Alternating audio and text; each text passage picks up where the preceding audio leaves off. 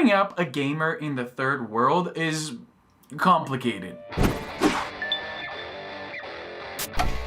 As I've mentioned here on this channel so many times, I was actually born in Brazil, and that's where I lived until I was about 19. That's when I moved to Canada. And though I've been here for so long, I'm 34 now, I am a Canadian citizen, and for the most part, weird as that may sound, I feel more Canadian than I feel Brazilian for most things. Which isn't all that weird when you think about it. I lived in Brazil until I was 19, and I've been in Canada for about 16 years, and if you take into account that out of those initial 19 years of my life, let's say 4 of those years basically didn't count. When you look at it that way, I've been in Canada pretty much the same amount of time that I lived in Brazil. But there are a lot of things about my Brazilian identity that are still pretty important to me and that kind of have an interesting cross-section with the whole being a gamer thing. And the main thing was the Locadora. Now, there isn't a translation for that word as far as I know, because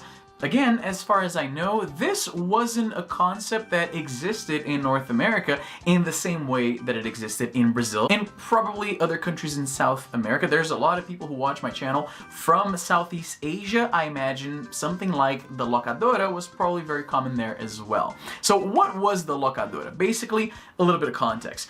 Video games were extremely expensive in Brazil. Our import taxes are nuts, and because of that, pretty much anything that is sold in Brazil that came from someplace else is ridiculously, prohibitively expensive. And my family didn't have that much money in the 90s when I was a kid, so they couldn't afford a video game console. That's where the Locadora came in. The Locadora was essentially a game store where you would pay to play video games at increments of an hour, or sometimes even actually fractions of an hour, depending on how broke you were.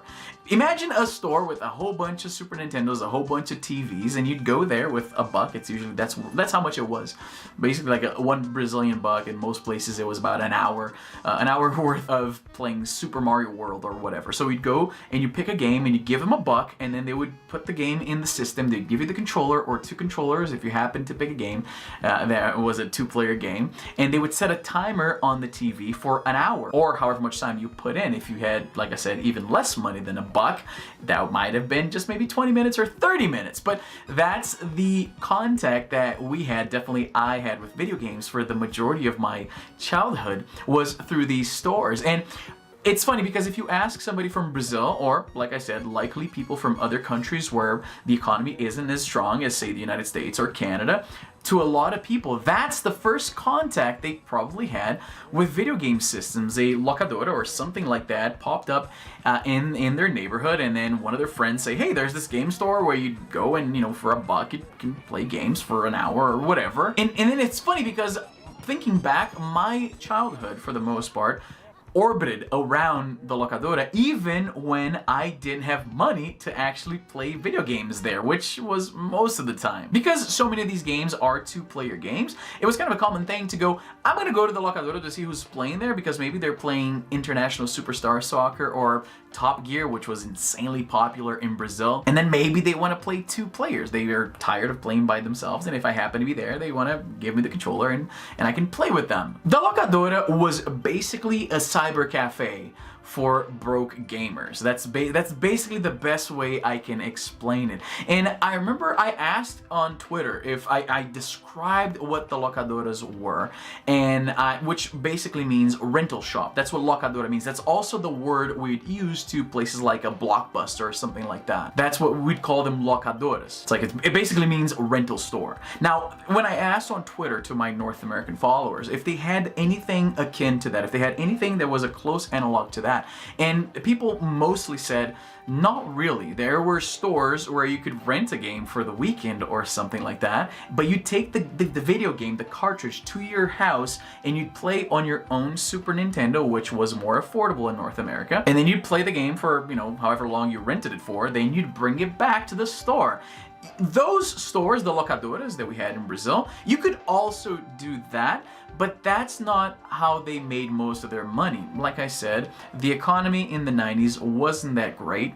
or now for that matter, when it comes to Brazil, video games are ridiculously expensive. So most kids that are around my age who grew up around video game consoles, that's the experience they had. Going to this store somewhere in your neighborhood where you'd play Super Nintendo or Sega Genesis or PlayStation for an hour. And I imagine it was probably the most frustrating way to play certain games, because when it comes to like consoles like the PlayStation where you could have memory cards, one thing that people would do is they would buy a memory card because it was relatively cheap, at least compared to the full console, and then you'd take your own memory card to the game store. Some of them would sell you those so you could save your game. So once your hour or your 2 hours are up, you just save your game, take out the memory card, and you go home, and then maybe in 2 days you can come back and continue playing your Metal Gear Solid or whatever. But can you imagine trying to beat Zelda: A Link to the Past using this kind of a store? Where you'd go and put, I don't know, 3 or 4 hours into it and then save the game, and then you go home, and that game is just, who knows what's gonna happen next time you come into the store. Maybe somebody continued with your game and then screwed everything up, or worse yet, maybe they deleted the save altogether. It's weird to think that anyone would try to beat an RPG, at least on the Super Nintendo, using this kind of a store, but people did. And I imagine that that's probably the day a lot of those kids understood what evil really is. Can you imagine putting that much time into a game, saving it, going home, you come back the next day, and then all of that progress is gone? I've had bugs on games where I lose, I don't know, maybe like 30 minutes of my progress into a game, or God forbid, an hour. Can you imagine putting 1 full hour into a video game and then losing that completely? I cannot even fathom losing an entire run of a game. If you had, I don't know, 6 or 7 hours into, some RPG on the Super Nintendo, and then you go back the next day and you're so close to beating it, and then when you get there, guess what? Somebody erased your game completely. Eventually, my dad found it in his heart to give me and my brother a Super Nintendo, which was, if I'm not mistaken, 4th hand at that point. He had gone on some work trip or whatever, and this guy had just bought a PlayStation for his kids, so the Super Nintendo, he knew it wasn't going to be used that much, so he sold it to my dad,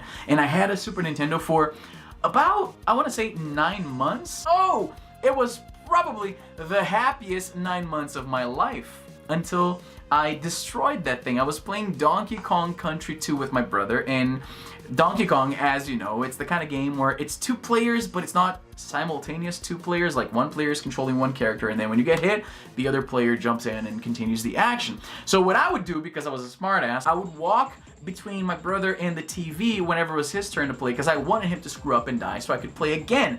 And in doing that, I stepped on the controller wire, which pulled the Super Nintendo right out of the TV thing, and it landed on the ground so hard, it made this crunching noise that I'll never forget in my life. The cartridge, the game cartridge, popped right out! That thing went into outer space! And then my brother looked at me, because I'm the oldest brother, right? So my brother looked at me. I don't think he understood what had just happened. He just assumed that it was his fault because he was the one holding the controller. I remember him looking at me like, oh my god, what just happened? Like, if that happened today, I'd expect to get punched, probably. My brother was only, I don't know, he was maybe 8.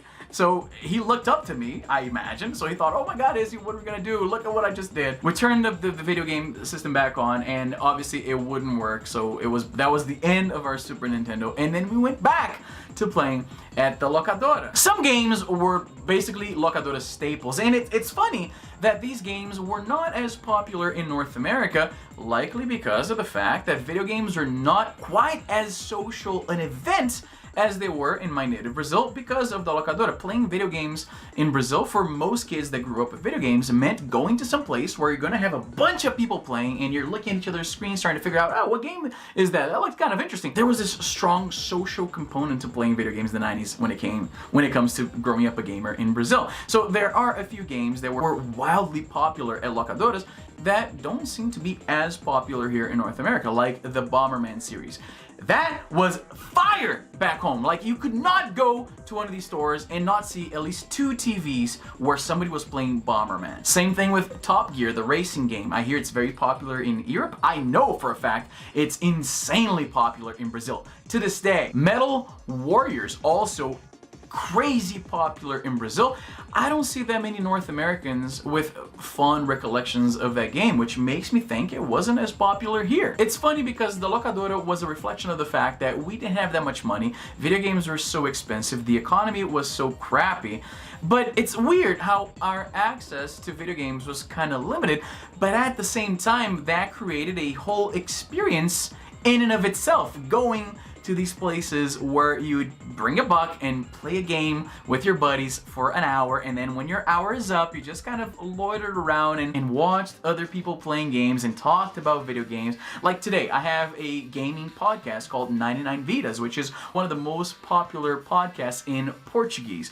Perhaps you've played our game, 99 Vidas. It's available on every platform you can think of. The roots of that podcast, like the idea behind getting together with your buddies and talking about video games, that started at the Locadoras. That's where that all started. So it's really weird how that works out.